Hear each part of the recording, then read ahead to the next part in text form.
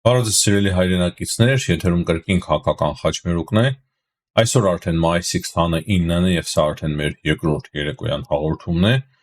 Ու այս հաղորդման ընթացքում հիմնականում կենտրոնանալու ենք Հայաստանում եւ Հայաստանի շուրջ տեղի ունեցող հարցերի վրա։ Չազգային հարցեր եւս կան քննարկելու, բայց դրանք շատ քիչ են։ Հիմա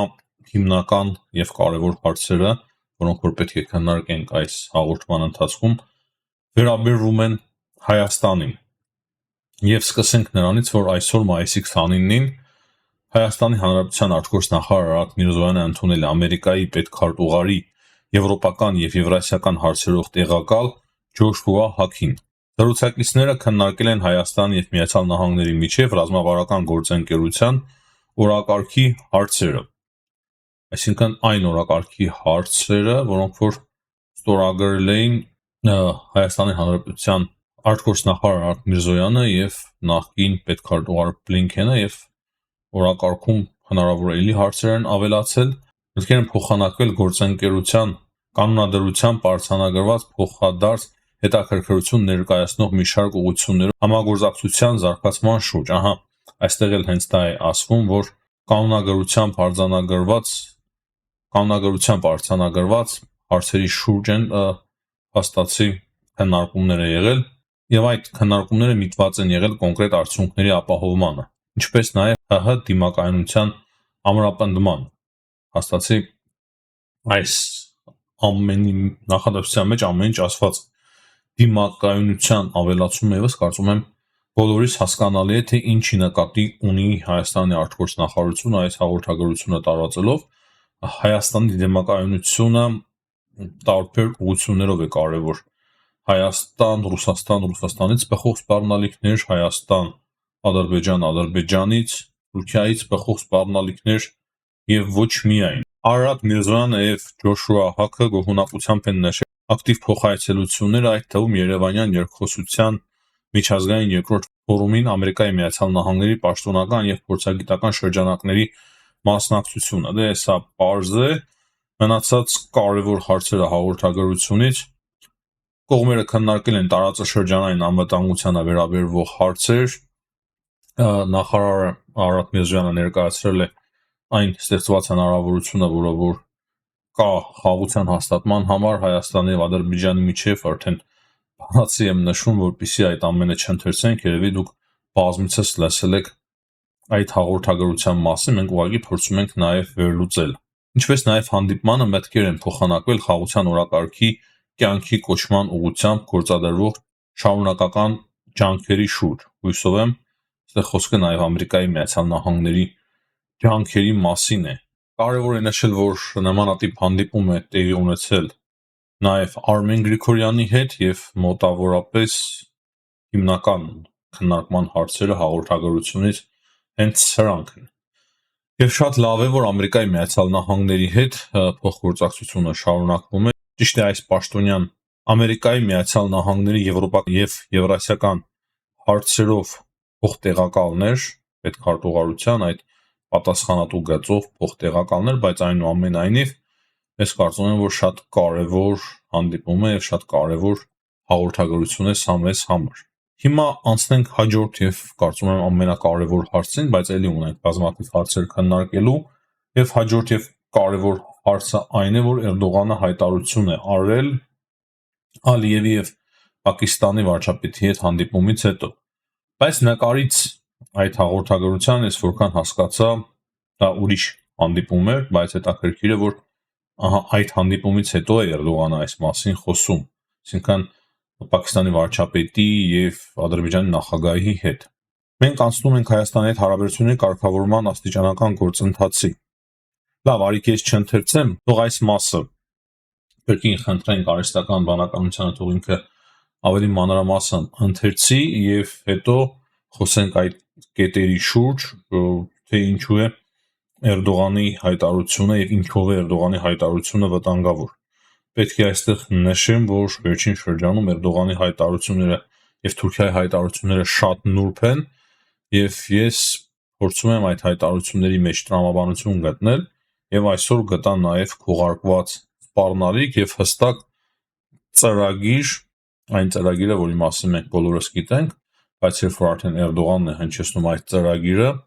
կրկին ու կրկին համոզվում ենք, որ այդ ծրագիրը ոչ միտեղ չի գնացել, չի անհետացել եւ այն օրակարգում է։ Լավ, լսենք այս հայտարարությունը։ Մենք արդեն ցանկանում ենք Հարավային Կովկասում տեսնել ոչ թե հակամարտություն, այլ խաղաղություն եւ անդորր։ Տարածաշրջանում ապահովվող ամուր խաղաղությունից կշահեն բոլորը։ Մենք ուրախ ենք, որ Ադրբեջանի եւ Հայաստանի միջև խաղաղություն է երևում հորիզոնում։ Մենք ուշադրությամբ հետևում ենք այդ գործընթացին։ Մենք նաեւ կատարում ենք անհրաժեշտ ներդրումը։ Ապահովող խաղաղությունը նաեւ արժեքավոր կլինի Ադրբեջանի, Հայաստանի եւ մեր երկրի համար։ Մենք նաեւ շատ մանրակրտորեն կարգավորման գործընթաց ենք անցնում Հայաստանի հետ։ Երբ եւ խաղաղությունը եւ կարգավորումը ապահովվեն, մենք կտեսնենք, որ մեր երկրները դրանից օգուտ կքաղեն։ Այսինքն, այս հարցում կասկածի նույնիսկ փոքրագույն շող չկա։ Զանգեզուրի անցումը ոչ միայն Ադրբեջանի ցամաքային կապն միևնույն ժամանակ դա նոր ինտեգրացիոն գիծ է, որը Թուրքիայի միջոցով տանում է դեպի թուրքական աշխարհ։ Լավ, մի պահ կանգնեցնեմ, հետո շարունակենք։ Այստեղ անցում է ասում եւ հետո ասում է, որ դա շատ կարեւոր ուղղություն է, որը որ տանում է դեպի թուրքական աշխարհ, այսինքն Թուրքիան կապում է թուրքական աշխարհի հետ։ Շարունակենք։ Անցումի բացումը նաև կարճ ժամանակում կամրապնդի տրանսպորտային եւ էներգետիկ ենթակառուցվածքը Կովկասում։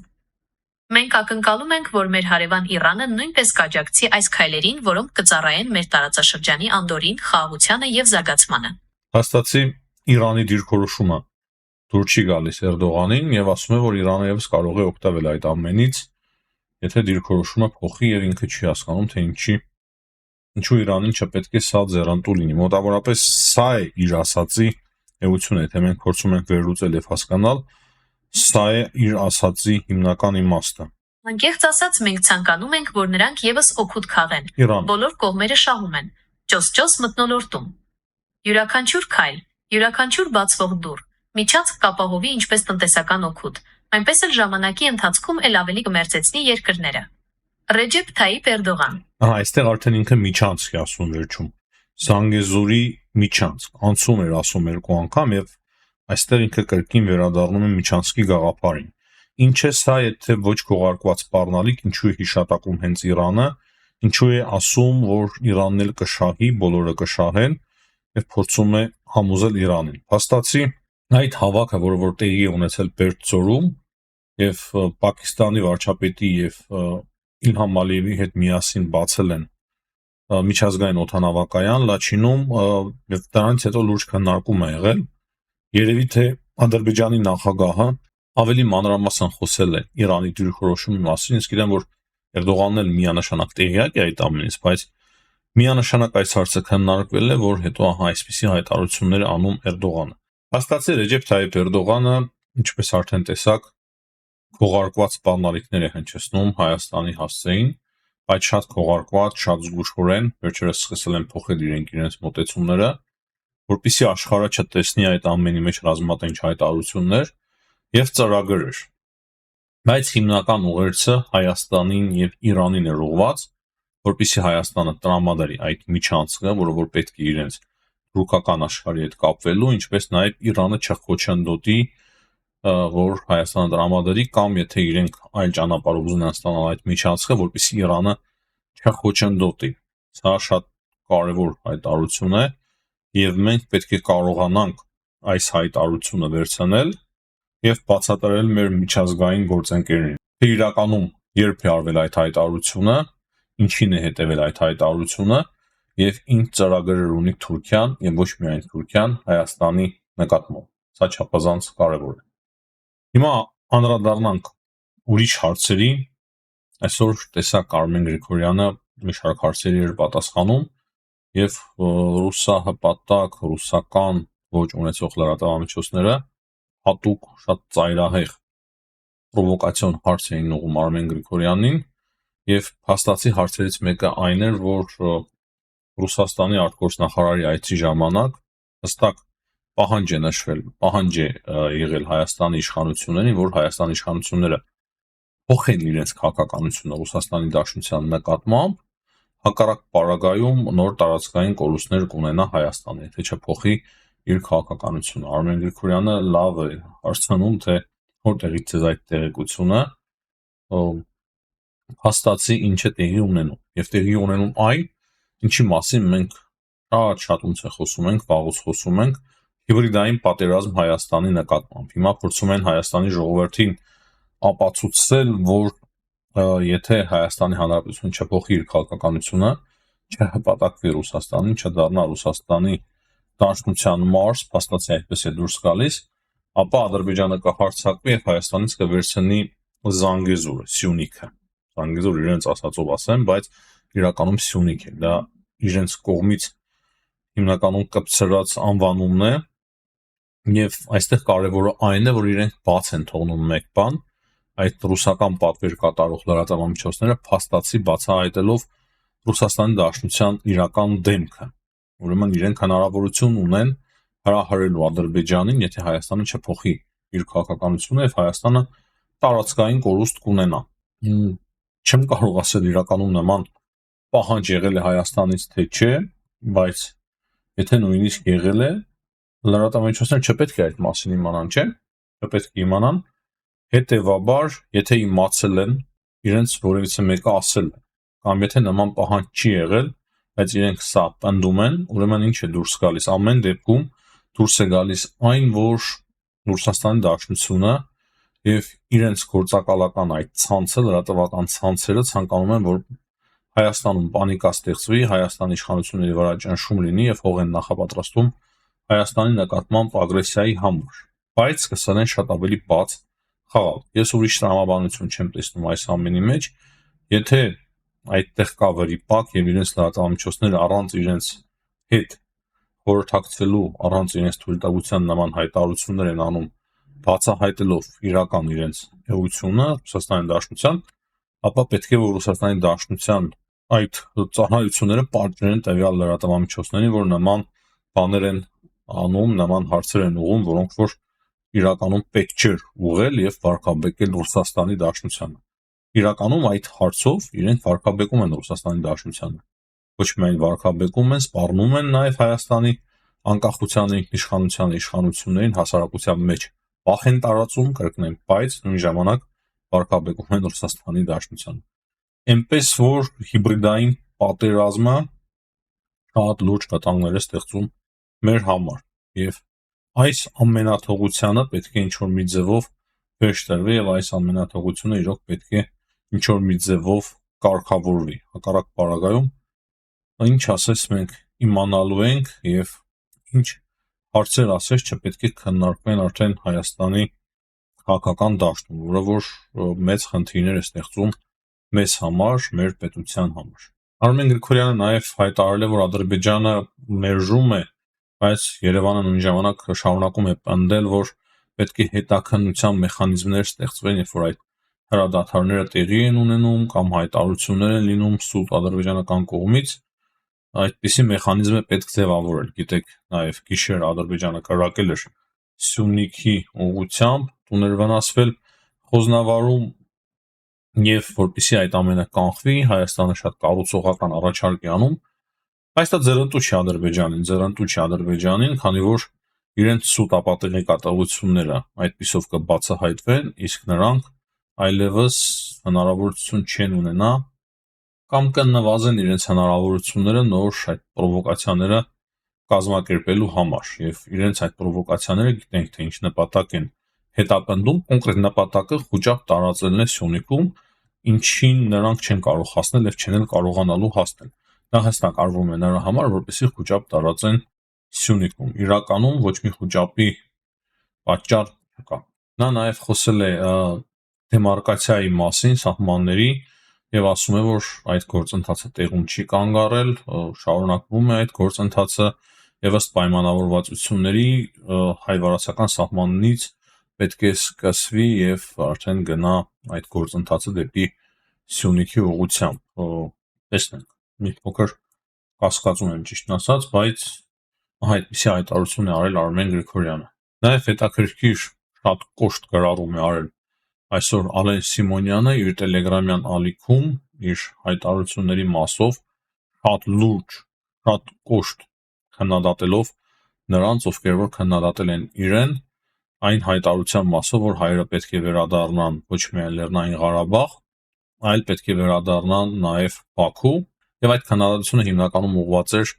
Սերժ Սարգսյանի, Ռոբերտ Քոչարյանի կողմնակիցներին։ Բարեբախտաբար մենք չկայինք, բայց մեր հարցը լրիվ ուրիշ էր, երբ որ մենք էինք քննադատում Ալեն Սիմոնյանին, խոսքը վերաբերվում էր նրան, որ ընդհանրապես պետք չի եւ չարժի ասել, որ ադրբեջանցիներն էլ պետք է գան եւ բնակվեն որոշ գյուղերում Հայաստանում։ Ես վերադարձել չեմ կարող դա անվանել, քանի որ վերադարձի տեղ չկա եւ որևիցե արևմտյան Ադրբեջան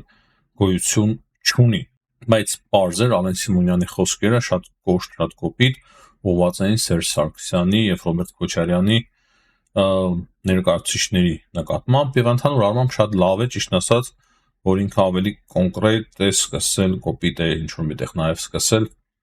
այդ ուժերի նկատմամբ։ Ճիշտ է, հասկանում եմ, որ նախընտրական փուլ է մեկնարկում, դա էլ կա, բայց հույս ունենանք, որ այդ ուժերին կամաց պետք է արդեն դուրս մղեն Հայաստանի քաղաքական դաշտից։ Հույս ունենանք, ասում եմ, բայց նույն ժամանակ ճիշտ ասած այդքան էլ հույս չունեմ, բայց վտանգը շատ մեծ է, որ եթե նույնիսկ ոչ 2026 թվականին, ապա եթե նրանց պահեն քաղաքական օրակարգում Հայաստանի, ապա մի օր կարող է այնպես ստացվել, որ այդ ուժերը վերադառնան Հայաստանի իշխանության եւ մենք դադարենք որպես անկախ պետություն լինելուց։ Կարող է թղթերի վրա Հայաստանի Հանրապետությունը, ինչպես Բելարուսը, լինի անկախ, բայց իրականում մեր անկախության վերջը կգա, պետականության վերջը կգա եւ պարզ է թե ինչ կլինի մեզ հետ։ Հետևաբար ես կոչ կանեի ամեն դեպքում Հայաստանի իշխանություններին եւ կոնկրետ նաեւ Ալեն Սիմոնյանին մտածել այն ուղղությամբ, թե ինչպես են ավարտում այդ ուժերի քաղաքական գործունեությունը Հայաստանում։ Հայաստանին պետք են առողջ, հայրենանվեր, նորմալ քաղաքական ուժեր, կրթված, ելացի, հայրենանվեր քաղաքական նոր ուժեր են պետք Հայաստանին։ Այսքանը Հայաստանի մասին սիրելի հայրենակիցներ, ինչ վերաբերվում է միջազգային կարևոր հարցերին, այս պայմանությամբ մեծ հաշվով շատ բան չունենք քննարկելու, եթե անկեղծ լինեմ։ Ուկրաինայի եւ Ռուսաստանի միջև քննարկում են, թե որտեղ են տեղի ունենալու այդ բանակցությունները։ Ռուսաստանի Դաշնությունը դեռևս չի ներկայացրել պահանջները։ Պեսկովը հայտարարել է, որ Ռուսաստանի Դաշնությունը հրապարակային չի քննարկելու Ուկրաինայի հետ կարգավորման վերաբերող փաստաթղթերի բովանդակությունը եւ նրա խոսքերով բանակցությունները պետք է տեղի ունենան փակ ռեժիմով, այսինքն Ռուսաստանի Դաշնությունը չի ցանկանում, որ ամբողջ աշխարհը իմանա, թե ինչ պահանջներ ունի Ռուսաստանի Դաշնությունը, ինչ է բանակցում, այսինքն պահելու լուրջ բան ունեն ռուսները։ Ինչ վերաբերվում է Թրամփի հայտարարությանը, որ Պուտինը կարակի հետ է խաղում, դրան պատասխանել է սկանդալային Դիմիտրի Մեդվեդևը, ով որ իրեն Ժիրինովսկու տեղն է դարձել, երևի Ժիրինովսկի հոգին իջել է իր վրա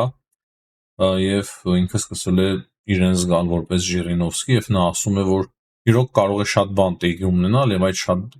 բանը դա երրորդ համաշխարհային պատերազմն է եւ նա ասում է, որ հույսով եմ Թրամփը դա շատ լավ հասկանում է։ Արդեն սկսում են կրկին Թրամփին այդքանին վախեցնել երրորդ համաշխարհային պատերազմով եւ պետք է մեկ բան նշենք եւ փաստենք, որ երբ որ Ռուսաստանը եւ Ռուսաստանի Դաշնության ներկայացուցիչները սկսում են կրկին խոսել ատոմային պատերազմից, երրորդ համաշխարհային պատերազմից, ուրեմն բոլոր այն մեթոդները, որոնք որ նրանք օգտագործել են այդ պահի դրությամբ այլևս անիմաստ են դառնում եւ սկսում են կրկին շանտաժի ենթարկել Ամերիկայի Միացյալ Նահանգներին։ Չեմ կարծում, որ Դոնալդ Թրամփը սիրում է, երբ իրեն շանտաժի են ենթարկում։ Տեսնենք Թրամփի արձագանքները, բայց ընդհանրապես կարող է Թրամփը ոչ էլ տեսնի Մեդվեդևի հայտարարությունը, թե որ Մեդվեդևը ամեն դեպքում Պուտինը չէ։ Այդ հայտարարությունը ավելի շատ արվում է երևի ուրիշների համար կամ Մեդվեդևին թվում է, որ Թրամփը նաև իր հայտարարություններին է հետևում։ Ինչը իմ պատկերացմամբ վկայում է այն մասին, որ ինքը իրականում չի տիրապետում իրավիճակին։ Այս պայմանությամբ այսքանը սիրելի հայրենակիցներ, հիշեցնեմ նրանց, ովքեր որ մոռացել էին լայքել, եթե մոռացել եք, իհարկե սիրելի հայրենակիցներ, միշտ շնորհակալ եմ բոլոր նրանց, ովքեր որ ակտիվ եւ պարտաճանակ ձևով լայքերը դնում են, դա իրոք կարեւոր է մեր հաղորդումների տարածման համար, ինչի համար մեծապես շնորհակալ եմ։ Նաև բաժանորդագրվեք, եթե մինչև հիմա չեք բաժանորդագրվել, Միշտ ես հետևում եմ եւ տեսնում եմ, որ 35, 40, 50, մեկ էլ ավելի տոկոսով տարբեր հաղորդումներից է կախված մարդիկ դիտում են մեզ առանց բաժանորդագրվել։ Միթե դժվար է սեղմել բաժանորդագրվելու կոճակը, որ բաժանորդագրվածների թիվը ավելանա եւ մեզ հիմնականում դիտեն մեր բաժանորդագրված օգտատերերը։ Դրանից բացի եթե հնարավորություն ունեք անպայման տարածեք մեր հաղորդումները ձեր սոցիալական ցանցերում, դա եւս շատ է օգնում հաղորդումների տարածմանը եւ միշտ արիք ակտիվ քննարկումներ ունենանք մեր YouTube-յան ալիքի տակ։ Վիրավորանքներից դուրս նորմալ, adekvat, ակտիվ քննարկումներ, որին որ ես շատ կողմ եմ եւ շնորհակալ եմ բոլոր նրանց, ովքեր որ միշտ թողնում են իրենց մեկնաբանությունները մեր ալիքի տակ։ Հաջողություն եմ մաղթում բոլորին, ցտեսություն, կհանդիպենք։